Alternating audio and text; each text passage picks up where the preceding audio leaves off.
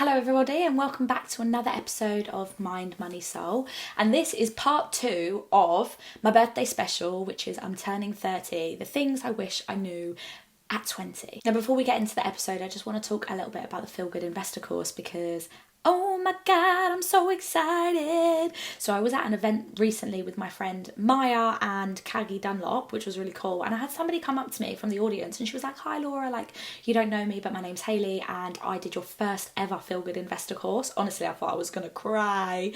And she was like, I just want to say thank you so much because ever since then I didn't know anything before, and ever since then I've been investing every single month consistently. And she was like, it has changed my entire life. And she was like, I was really scared to make that initial investment because I was so poor, and so bad with my money. I was like, no, can't invest in this, but actually she was like, I'm so glad I took that risk and did it because it has changed my life. And that is what I want for all of you. I honestly, hand on my heart, truly believe that investing will change your life. It will change your entire financial future.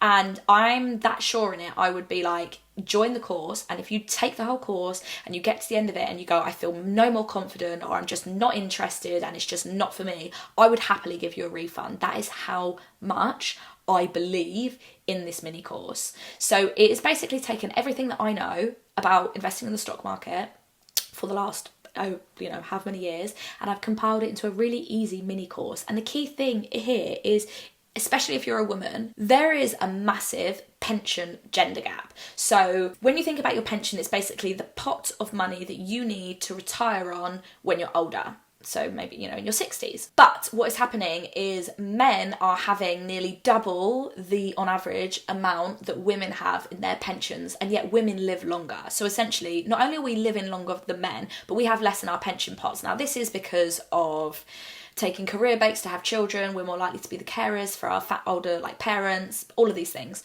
And obviously the gender pay gap, which is also an issue. And all of these things affect us being able to put money into our pension. Just side note to this, if you have a pension, you are an investor already, which is very cool. But investing in the stock market allows you to have more control over your money, work towards financial independence and financial freedom yourself. This is for you.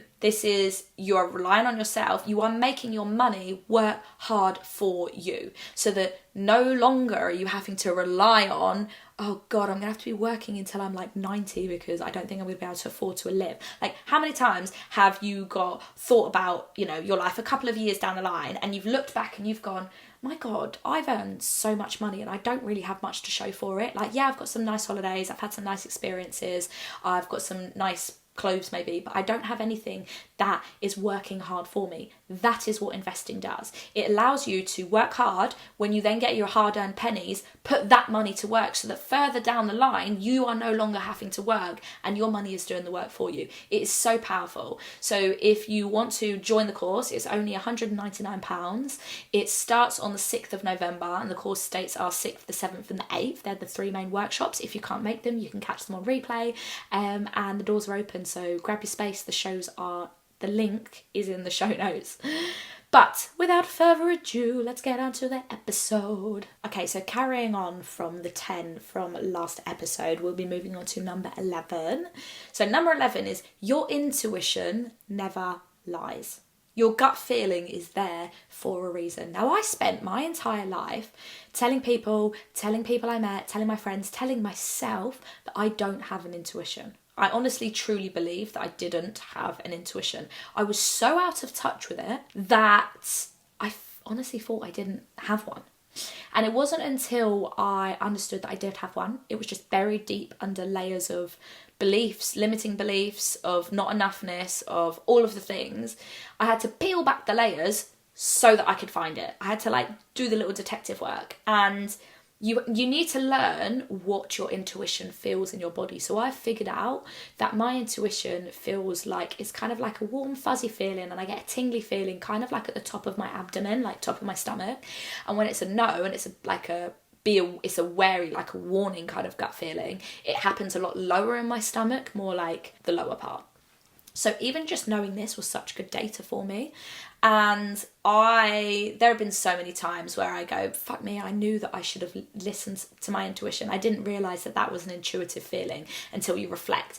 That's okay, but then use that as data for moving forwards, because you are going to need your intuition for decisions in the future, because we cannot logically think our way out of every situation. Sometimes something that makes logical sense doesn't make emotional sense, or doesn't make sense just for you and your lifestyle. Sometimes something doesn't even have to make sense. You just have a feeling and you know that it's right or wrong for you. And the stronger that you can tap into your intuition and the stronger you can build that connection, the more it is going to serve you in life. Now, I'm going to tell you a little story, which I don't know why this just makes me laugh, but it's such a clear evidence of how your intuition works, right? I went to the cinema with my friend Emma, and it was an Everyman. So it was like one of those like fancy ones where you can get like food ordered to your table. And I was starving because I hadn't eaten lunch. I'd been working out all day. Anyway, I've got like low blood sugar, so I should really be eating regularly. So I'd fucked up a little bit. Anyway, we get to the cinema and we get in, and I was like, I'm just going to get some like popcorn or a bag of crisps or whatever. And then I looked at the menu and I was like, oh, I'm going to get like some salt and pepper squid. I just wanted it. So I was like, okay, try to order it at the bar. They were like, no, you need to order it at like when you go and sit down. I said, okay. So I go and sit down at my chair, scan the QR code. The internet's not working. It takes me ages to get on the internet. I get on the internet. I go through the process. It kept freezing. Tried to then process it and it just kept timing out. And I was like, for fuck's sake. So I go back to the bar. I ask a lady and she said, no, you need to go to the bar. So I go to the bar and they were like, no, you need to ask the lady in there and she'll take your order. And I was like, I am being sent round the fucking houses. And I had this feeling in my gut that was like, don't order it. Don't order something else. Or like, get a bag of crisps, like just don't order it. And I ignored it. So I went back to my chair. The lady came over. I ordered it. I paid for it. When it came out, not only was it the most disgusting thing I've ever eaten in my life, but it was also covered in sweet chili sauce, and I can't eat anything sweet or sugary, and I was fuming. So that was a £7 lesson that I learned in listening to my intuition. It's a small one, but it's an important one. Number 12 is holding a grudge is like drinking poison and expecting the other person to die. I freaking love this one. I think it's such a good analogy. Like, if you are holding a grudge against someone, you are only hurting yourself. It's like cutting your nose off to spite your face. It's not going to do anything. Being stubborn and not forgiving people is honestly going to eat you up inside. I think some of the saddest people in this world, or unhappy people, are people that hold grudges, be it against themselves, be it against other people, be it against the government, be it whatever that looks like, I don't know, but like that grudge holding on to, and like through gritty teeth, and like, oh my God, I hate that person. It's not doing anything for you. Now, I would say I am a very forgiving person. I'm not very stubborn at all, but I also learned the power of forgiveness and not holding grudges from my like early mid-teens to like early 20s. I have some people in my life, or had some people in my life, that did shitty things to me, both like date-wise and also like friendship-wise. They were toxic, they were not very nice, they made me feel really shit about myself. We won't go into it here, but I can honestly say right now, I don't hold a grudge against them. I've forgiven them. I haven't forgotten, and I don't want those people to be my friends, but I have forgiven them and I don't hold a grudge against them. If I bumped into them in the street and they wanted to have a chat, I'd have a chat. If I saw them, like, I wish them well. I don't wish bad upon them at all. It's okay to forgive someone and not hold a grudge and it not mean anything. Like, you holding a grudge does not mean you're a better person, or like, oh my God, this person's not letting anyone walk all over them. You can still forgive someone and have boundaries. And I think that's where people get the waters muddied. And also people, like, I'm going to say this, people love to play the victim. When they have someone to hold a grudge against, it's like they already have anger or sadness inside of them. And by holding a grudge, you're getting to fulfill that need to get that emotion out somewhere, that negative emotion out. But instead of just feeling it and accepting it and getting to the root of it, it ends up getting put on other people, and it's just not healthy. Okay, number 13, investing in yourself is the best investment that you can make. Now, whether that is investing like in your education, in your skills, in your health, whatever that looks like, it is always going to offer the best return, no matter what it is.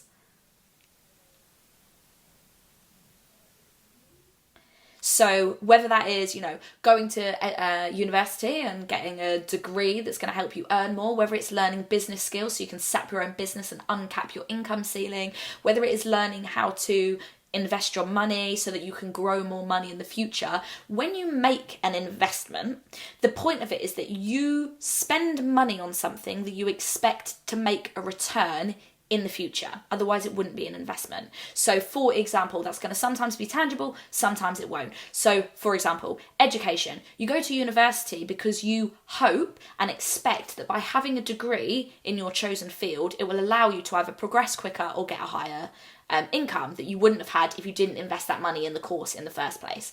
If you invest in learning how to invest in the stock market, like the course, for example, that initial upfront cost, you expect to make a return off the back of the learnings of learning how to invest. So you're always expected to make a return.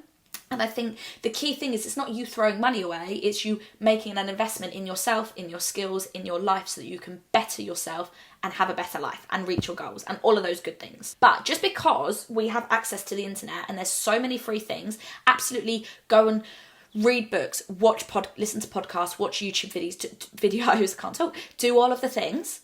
But also, that's not to say that all of that information is going to be free. There's going to be a time investment and there's going to be a money investment.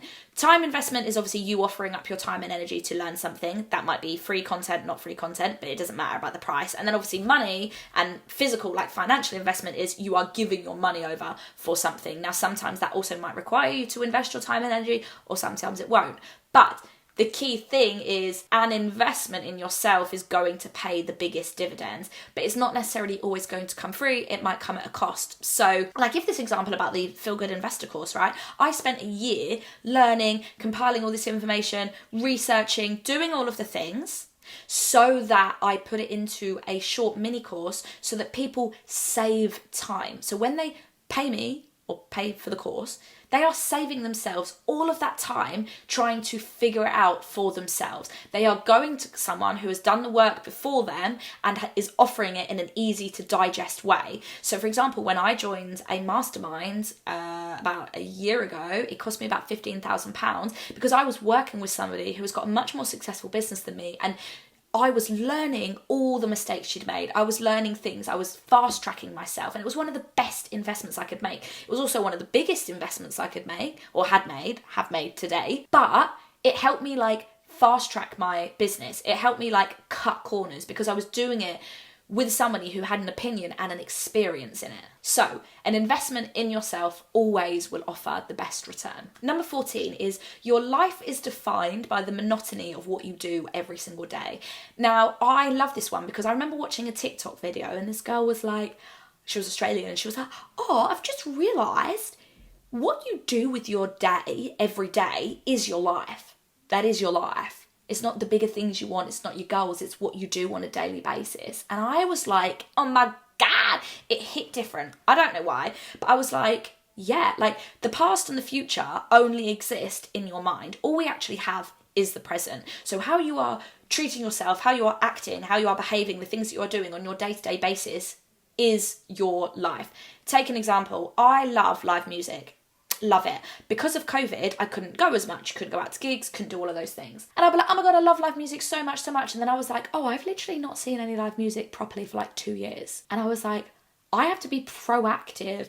And if I love live music that much and I want that to be a part of my life, I have to go and seek out live music venues or buy gig tickets or whatever that looks like. You have to do the things that you actually want to do because that is your day-to-day life. And I know this sounds stupid, but you're either going to get that one or you're not. I've heard that before and didn't really understand it until I saw that TikTok video, and then it changed my life. And I was like, mic drop. Number 15, going on dates is more about you than it is about them. A lot of the time we go on dates, right, and we're like, oh my God, I hope they like me. Like, I hope I'm coming across well, etc. But actually, you want to stop and go, do I like them?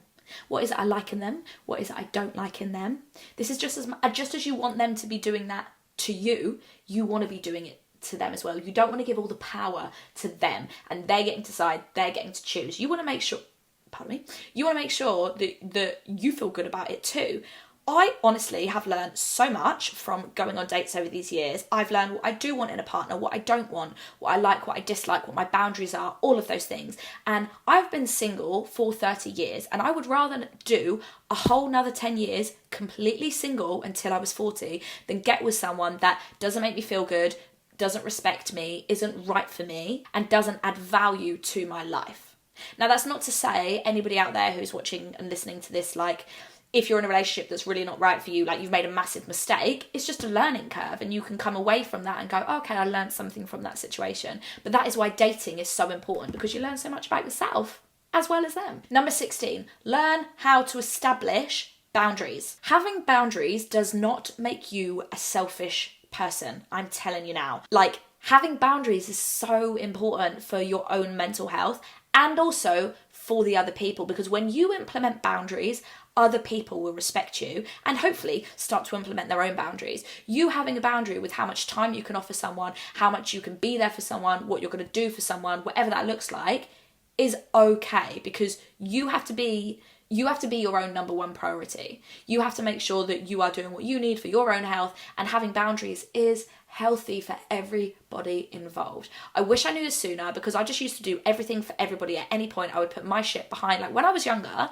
and 18, whatever, 19, and we were going out and like we were on a night out, I would do everybody else's, it sounds really like trivial, but I would do everybody else's hair and makeup but my own, because I was really good at doing hair, I was really good at doing makeup. So people would be like, Laura, can you contour me? Laura, can you like do my hair?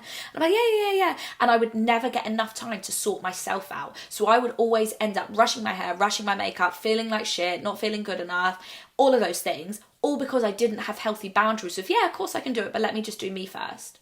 And that's just a small example of how you can implement a boundary. But it was a massive one for me to learn. And boundaries are going to look different for everybody, also at different stages of your life. And I think the hard thing about having a phone in nowadays society is people assume that if you have a phone, you are contactable 24/7. Having boundaries with your phone are so important. Like, if someone texts you today, you do not have to reply today if you do not have the capacity. Just as you need to have your own boundaries with your phone. Don't go on your phone the second you wake up, because that's really bad for priming your brain for the day, because then you're seeking short-term dopamine versus that long-term dopamine. So don't go on your phone first thing in the morning. And that is another way that having boundaries can literally change your life. Number 17, the only constant in life is change. I'm going to say that again.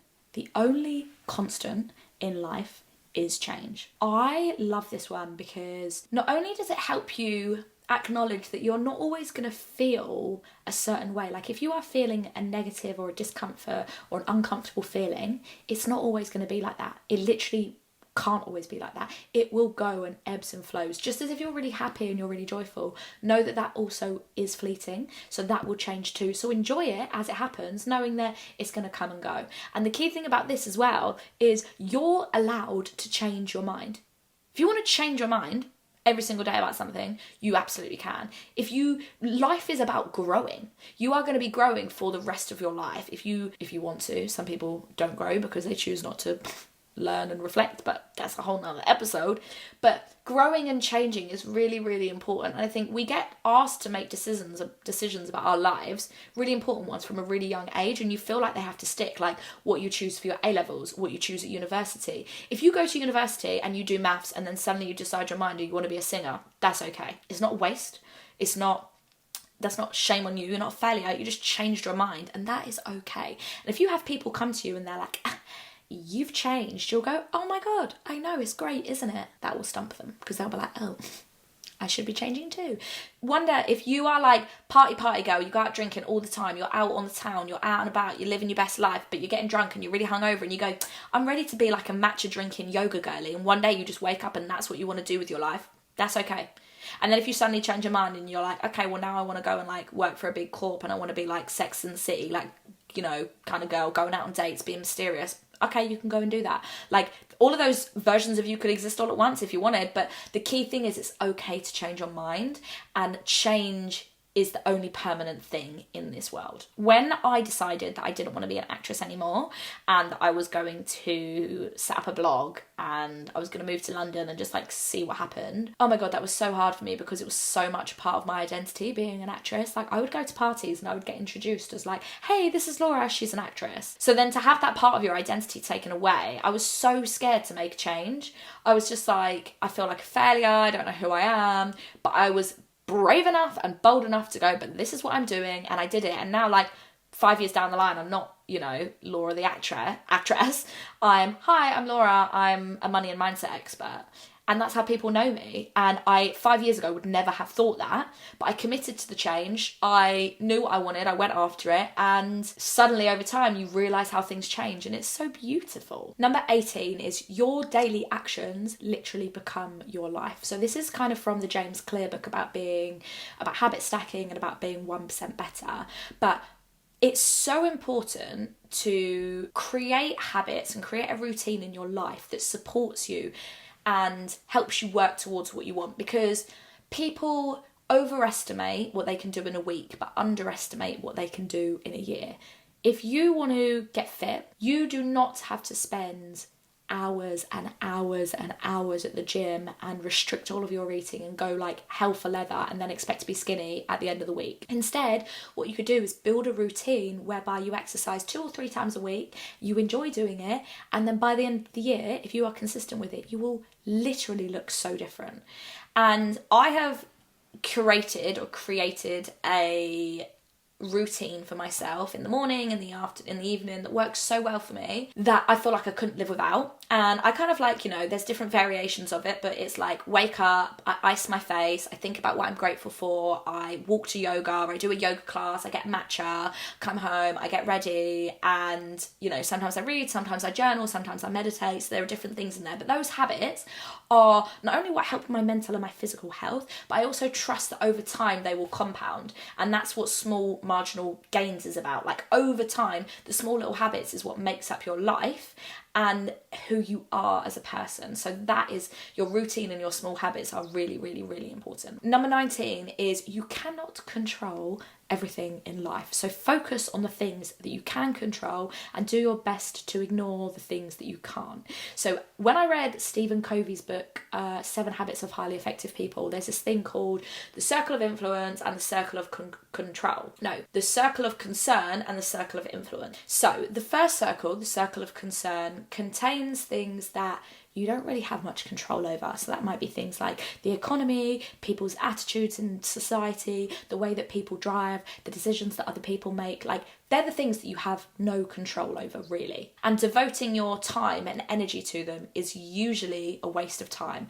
He used the example of, it's kind of like shouting at the telly. Like, it literally doesn't do anything. But in our circle of influence, which is usually a lot smaller, it contains things that are in our control. So our style, the places that we go, the people that we hang around with, the choices that we make, the food that we eat, the TV that we watch, they're all things that we can control that have a massive impact on our own lives and lifestyles. Now, if you focus your energy into the circle of influence, you can implement very effective change. It's very, very impactful, and it gives you autonomy over your life, and it allows you to focus less energy on the things that you can't control and more energy on the things that you can, which means you start carving out a lifestyle that you're actually really, really happy about. And if there is a situation that you cannot control, but that's making you feel a certain way, instead of trying to change the situation, change how you view the situation. Change your perception and your mindset towards the situation. For example, the weather. We do not and we cannot change the weather.